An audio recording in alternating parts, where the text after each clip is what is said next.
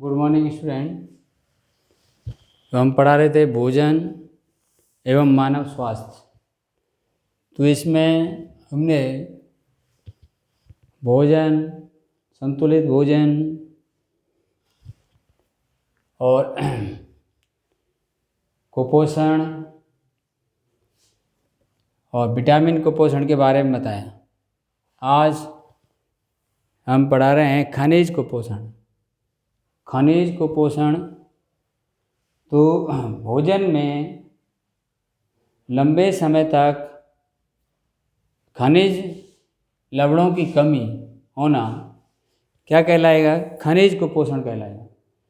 भोजन में लंबे समय तक ये खनिज नहीं मिले हमारे भोजन में तो हम कहेंगे उसको खनिज कुपोषण। तो खनिज कुपोषण में कुछ प्रमुख खनिजों के नाम यहाँ दिए गए हैं। तो जैसे मान लो भोजन में सोडियम नहीं मिल रहा, तो सोडियम कहाँ से मिलता है? प्रमुख खनिज हैं। तो सोडियम जो हमें मिलता है उन्हें खाद्य पदार्थ वो है सामान्य नमक, मछली मिलता है, मांस में, अंडे, दूध में आदि में ये सोडियम मिलता है। सामान्य नमक वही जो घर हम डेली खाते हैं। तो इसका कार्य क्या है सोडियम का? आज मांसपेशियों में संकुचन, तंत्रिका आवेग का संचरण, मांसपेशियों का फैलना सिकुड़ना, तंत्रिका आवेग यहाँ से जैसे कोई पिन चुभ रही है उसको यहाँ एक स्थान से दूसरे स्थान पर भेजना, तंत्रिका आवेग का संचरण, शरीर का विद्युत अपघटन करना है, इसमें ये काम है किसके? सोडियम के। ऐसे ही दूसरा है ये पोटेशियम। पोटेशियम भी सभी खाद्य पदार्थों में मिलता है लगभग, और यही काम करता है मांसपेशियों का संकुचन करना, तंत्रिका आवेग का संचरण करना, शरीर का विद्युत अपघटन और विभिन्न कोशिकीय क्रियाओं में ये क्या करता है? सहायक होता है। अब है इसमें ये कैल्शियम सी जो तत्व है वो हमें कहाँ मिलता है? दूध, अंडे और हरी सब्जियों में मिलता है। दूध, अंडे और हरी सब्जियों में कैल्शियम की प्रचुर मात्रा पाई जाती है, और ये क्या करता है? विटामिन डी के साथ मिलकर हड्डियों को मजबूत और दांतों को मजबूत बनाता है। विटामिन डी के साथ, यानी कैल्शियम कहाँ मिल रहा है? दूध, अंडे, हरी सब्जियों में, और विटामिन डी के साथ मिलकर क्या कर रहा है? हड्डियों, दांतों को मजबूत कर रहा है। ऐसे ही अपना क्या है? फास्फोरस है। ये भी दूध, हरी सब्जियां, बाजरा, रागी इत्यादि में मिलता है फास्फोरस, और इसका भी वही काम है, विटामिन डी के साथ मिलकर हड्डियों और दांतों को क्या करता है? मजबूत बनाता है। ऐसे ही आप देख पाएंगे कि इसमें लोहा तत्व है आयरन। तो लोहा जो है, आयरन जो है वो कहाँ मिलता है? यकृत में मिल जाता है, वृक्क में मिलता है ये लोहा, ठीक है। इसमें रागी, दही, गुड़, बाजरा इसमें मिलता है, और इसका काम है रक्त में हीमोग्लोबिन की मात्रा को क्या करता है? हीमोग्लोबिन का क्या करता है? परिवहन करता है। हीमोग्लोबिन ऑक्सीजन कहाँ जाती है? ऑक्सीजन हीमोग्लोबिन के साथ मिलकर, तो ये लोह तत्व होना जरूरी है उसमें। अब नेक्स्ट है ये आयोडीन के बारे में हम तुमने पढ़ा है। आयोडीन युक्त नमक खाना चाहिए। तो ये नमक में मिलता है, समुद्री हरे पत्तों वाली सब्जियों में मिलेगा, समुद्री शैवालों में मिलेगा, मछली, जलीय मछली, जामुन, काला नमक, इसमें आयोडीन मिलता है। और आयोडीन क्या करता है? गले में ये थायरोक्सिन हार्मोन की क्रियाशीलता को बढ़ाता है। यहाँ गले में थायराइड ग्रंथि होती है जो थायरोक्सिन हार्मोन स्रावित करती है, तो उसकी क्रियाशीलता को क्या करता है? ये बढ़ाता है। तो ये थे कुछ खनिज, कहाँ पाए जाते हैं, इनके क्या कार्य थे। अब इसमें आगे है पीने योग्य पानी। पीने योग्य पानी के क्या लक्षण होने चाहिए? तो ये सामान्य सी बात है, आप सब जानते हैं। पीने योग्य जल में देखने योग्य जैसे कूड़ा कचरा कण नहीं होने चाहिए। जैसे कूड़ा पड़ा है, कोई कागज़ या किसी घास फूस के तिनके हैं, तो वो नहीं होने चाहिए। नंबर 2, pH सामान्य होना चाहिए, लगभग 7 होना चाहिए। और इसमें सूक्ष्मजीवी ना होने चाहिए, सूक्ष्मजीवी ना हो इसमें। और इसमें क्या होना चाहिए, खनिज लवणों की मात्रा कैसी होनी चाहिए, बहुत अधिक नहीं होनी चाहिए। तो ये सारे क्या है, पीने योग्य पानी के लक्षण हैं। इसमें कोई रोग विशेष के जीवाणु उपस्थित ना हो, तो ये पीने योग्य पानी के लक्षण हैं। अब दूषित जल के क्या दुष्प्रभाव होते हैं। दूषित जल पीने से क्या होता है, पेट संबंधी बीमारियां जैसे दस्त है, पेचिस है ना, हैजा है, ये बीमारियां दूषित जल से हो जाती हैं। पेचिस है ना, टाइफाइड, हैजा, ये दूषित जल से, उल्टी, बमन, तो ये दूषित जल से पीने से तुम्हें सुना होगा राजस्थान के बांसवाड़ा और बीकानेर जिले में एक नारू रोग हुआ था। तो नारू रोग भी दूषित जल पीने से होता है, यानी इसके क्रम चले जाते हैं। तो ये प्रोटोजोन के द्वारा जो रोग होते हैं वो दूषित जल से होते हैं। इससे त्वचा, खाज, खुजली, त्वचा संबंधी बीमारियां हो सकती हैं दूषित जल के पीने से। तो ये दूषित जल के क्या हैं, दुष्प्रभाव।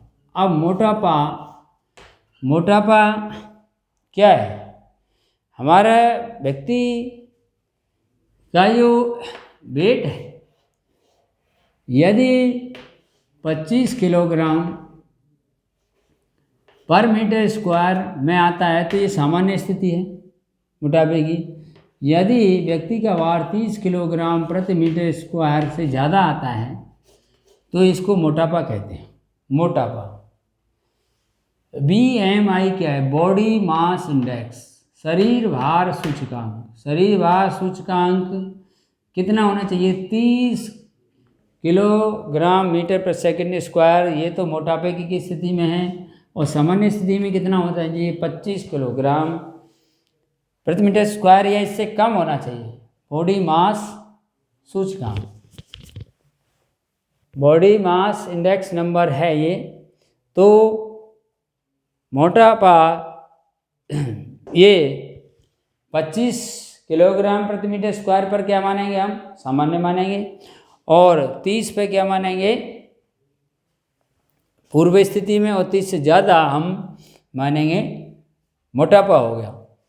तो ये अब इसमें ब्लड प्रेशर, रक्तचाप। रक्तचाप क्या है, अब ये रक्त वाहिनियाँ हैं, इसमें रक्त बहता है तो रक्त वाहिनियों की दीवारों पर क्या करता है, वो दाब डालेगा। जैसे ये कोई रक्त वाहिनी है, अब इसमें रक्त चल रहा है, अंदर बह रहा है, तो इसकी दीवारों पर क्या पड़ेगा, दबाव डालेगा ऐसे। तो रक्त द्वारा रक्त वाहिनियों की दीवारों पर जो डाला गया दाब है वो रक्त दाब कहलाए। जैसे मान लो कोई पानी पाइप में से बह रहा है तो पाइप की दीवारों पर पानी दबाव डालेगा अंदर से, तो वो पानी का दाब होगा। ऐसे ही यहाँ पर पानी की जगह क्या बह रहा है, रक्त बह रहा है। तो रक्त द्वारा रक्त वाहिनियों की दीवारों पर डाला गया दाब क्या कहलाएगा, रक्त दाब कहलाएगा। अब एक सामान्य व्यक्ति का रक्त दाब जो होता है वो 120/80 mm पारे के स्तंभ के दाब के बराबर होता है। पारे के स्तंभ के बराबर होता है 120/80 mm। 80/120 नहीं लिखे हुए इसको। ये एक सामान्य व्यक्ति का रक्तचाप होता है। किसी का, सामान्य व्यक्ति का रुधिर दाब कितना होता है, 120/80। अब इसको दो जगह बांटा गया है, डायस्टोलिक और सिस्टोलिक। तो सिस्टोलिक क्या है इसमें, सिस्टोलिक है जब हमारा शरीर में यहाँ हृदय पंप कर रहा है, यानी हृदय ने रक्त को पंप किया। ऐसे हृदय में क्या होता है, संकुचन शिथिलन होते रहते हैं। ऐसे ये सिकुड़ता है, फैलता है, सिकुड़ता है। जब सिकुड़ रहा है तो उस समय पंप किया, यानी ये रक्त तेज़ी से वाहिनियों में जाता है प्रेशर के साथ। तो जब हृदय में संकुचन हो रहा है उस समय जो रुधिर वाहिनियों में दाब नापा जाएगा वो होगा सिस्टोलिक, है ना। हृदय संकुचन के समय, यानी हृदय ने जब रक्त को पंप किया है यहाँ से, उस समय आप इसमें जो दाब नाप रहे हो वो कैसा होगा, सिस्टोलिक होगा। और ये क्या होता है, ये सामान्यतः 90 से 120 mm पारे के स्तंभ के दाब के बराबर होता है, 90 से 120।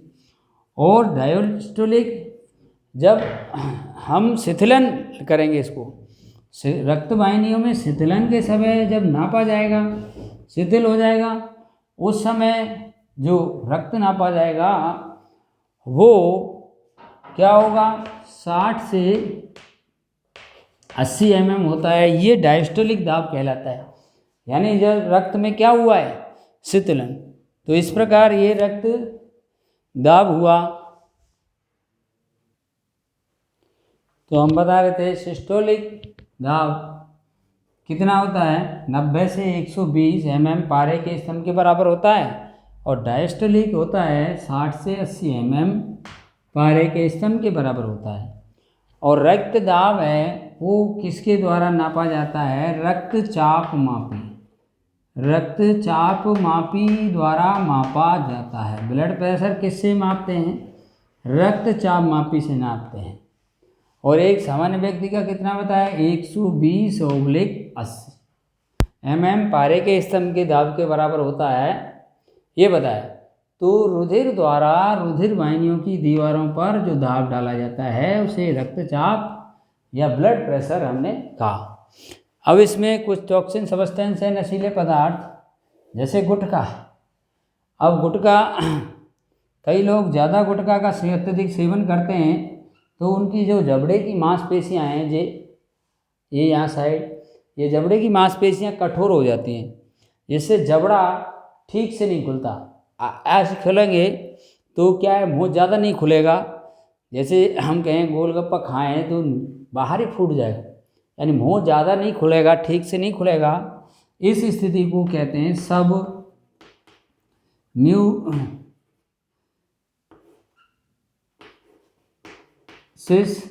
फाइब्रोसिस।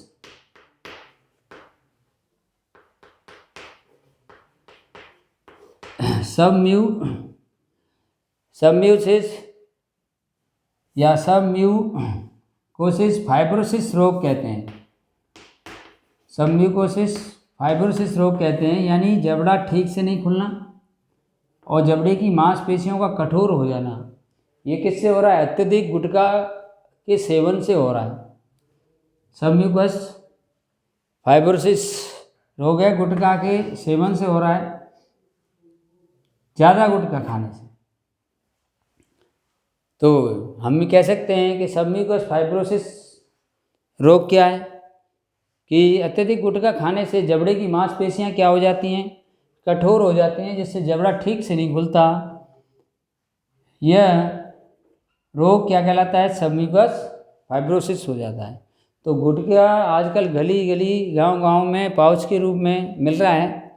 तो गुटखा कई रूपों में मिल रहा है, जिसमें हमारा तम्बाकू मिला रहता है, चाहे वो सुपारी के ऊपर हो या अन्य किसी पदार्थ के रूप में हो। तो इनके बारे में हम ज़्यादा स्टडी नहीं करेंगे, किताब में से पढ़ लेंगे। तम्बाकू है, अब तम्बाकू है तो तम्बाकू क्या है, निकोटिना टोबेकम,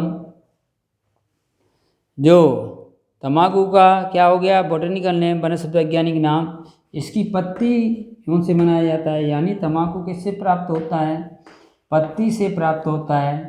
तम्बाकू का बोटेनिकल नेम क्या हो गया, निकोटिना टोबेकम, निकोटिना टोबेकम। तम्बाकू का मुख्य एल्केलॉइड होता है निकोटीन। तम्बाकू में कौन सा होता है, निकोटीन नामक पदार्थ होता है, तम्बाकू में मुख्य एल्केलॉइड के रूप में पाया जाता है तम्बाकू के अंदर। तो तम्बाकू कई रूपों में प्रचलित हो जाता है। अब इसमें पत्तियों में लगभग हमारा 1 से 8% निकोटीन होता है। तो ये कौन से भाग से प्राप्त हो रहा है, तम्बाकू पत्ती से प्राप्त हो रहा है, और इसमें 1 से 8% निकोटीन है। तो यहाँ ये तम्बाकू कई रूपों में मिलता है।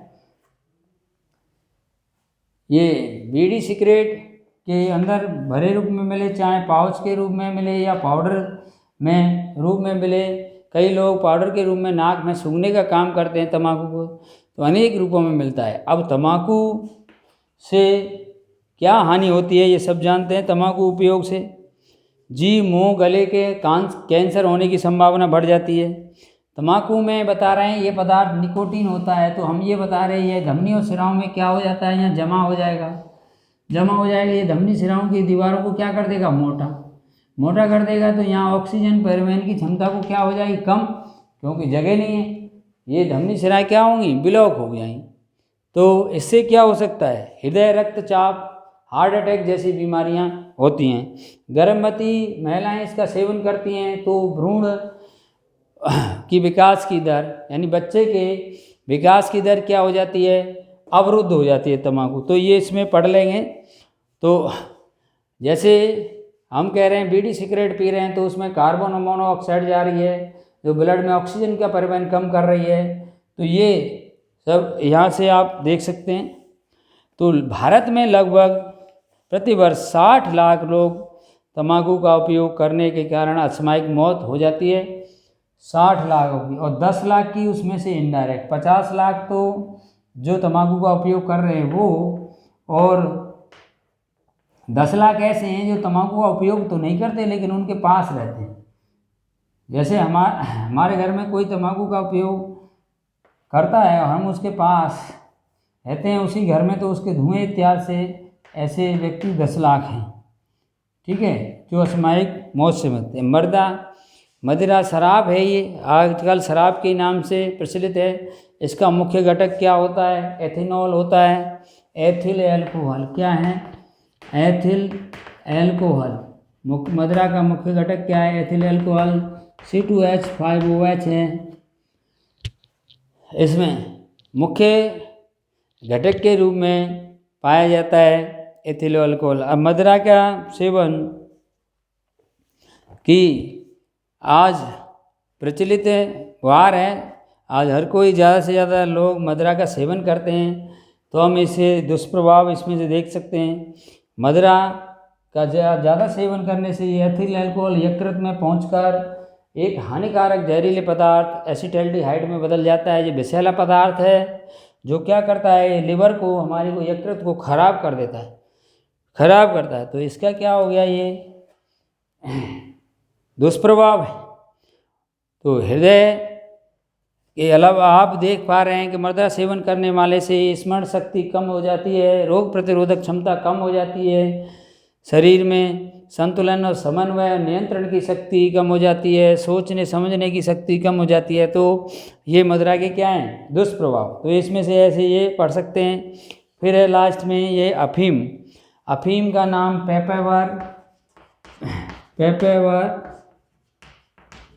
सोमनीफेरम है। पेपेवर सोमनीफेरम। अफीम क्या है, कच्चे फलों के दूध से प्राप्त होता है, कच्चे फल के दूध से निकलता है। इसमें लगभग 30 प्रकार के एल्कोलॉइड पाए जाते हैं, जिसमें से morphine, codeine, nicotine, papaverine, somniferum 5 मुख्य हैं। 3 में से कितने हैं, 5 मुख्य हैं। पेपेवर, तो इसमें पेपेवर सोमनीफेरम इसका नाम हो गया, कच्चे फल के दूध से प्राप्त हो रहा है। इसमें कितने प्रकार के एल्कोलॉइड पाए जा रहे हैं, 30 प्रकार के, जिसमें से 5 कैसे हैं मुख्य, कौन से, nicotine, morphine, codeine, nicotine, papaverine, somniferum 5 मुख्य हैं।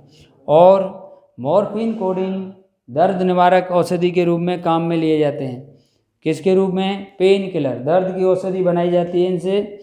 तो ये तो आजकल नशे के और भी बहुत सारे साधन हैं जो इसमें दे रखे हैं। तो नशीले पदार्थों से कुल मिला के क्या हो रही है, हमारी रोग प्रतिरोधक क्षमता कम हो रही है, शारीरिक संतुलन, नियंत्रण शक्ति क्या हो रही है, कम जोर हो रही है। तो ये इनसे हमें क्या करना चाहिए, बचाव रखना चाहिए। इनके दुष्प्रभावों को हम इसमें से एक बार और देख लेंगे। अब कुछ इसमें कोल्ड ड्रिंक है। कोल्ड ड्रिंक में क्या हो जाता है, एक कोल्ड ड्रिंक में फास्फोरिक अम्ल डाला जाता है। फास्फोरिक अम्ल ये बड़ा ही खतरनाक अम्ल है। इसमें लोहे तक को गलाने की क्षमता होती है। फास्फोरिक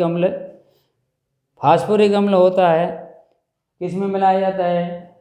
कोल्ड ड्रिंक में मिलाया जाने वाला अम्ल फास्फोरिक अम्ल। और इसमें 0.4 ppb शीशा होता है।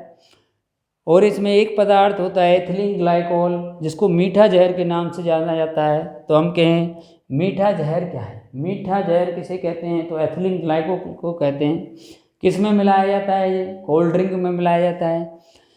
ये क्या काम करता है? कोल्ड ड्रिंक को 0 डिग्री सेंटीग्रेड पर भी जमने नहीं देता।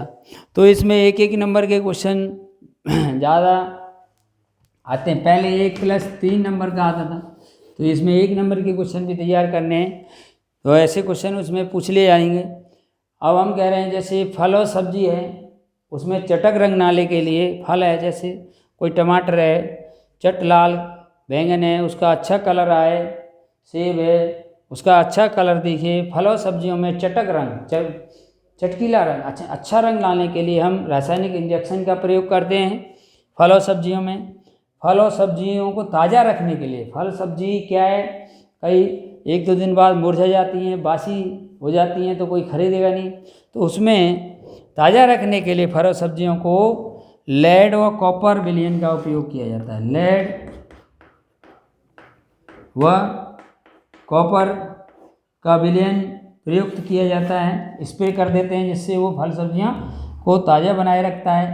फूल गोभी है, फूल गोभी में सफ़ेदी लाने के लिए सिल्वर नाइट्रेट AgNO3 का छिड़काव किया जाता है फूल गोभी पर। तो ये ऐसे क्वेश्चन थे, तो हम इनको याद करें। ऐसे 1-1 नंबर के क्वेश्चन है ये। फूल गोभी में सफ़ेदी लाने के लिए सिल्वर नाइट्रेट, फल और सब्जियों में चटक रंग लाने के लिए रासायनिक इंजेक्शन, फल और सब्जियों को ताज़ा बनाए रखने के लिए लेड और कॉपर के विलयन का छिड़काव किया जाता है। तो नॉर्मली सामान्य प्रश्न हैं इसमें, तो ये आसानी से याद हो सकते हैं। Thank you, have a nice day. मिलते हैं नेक्स्ट वीडियो में।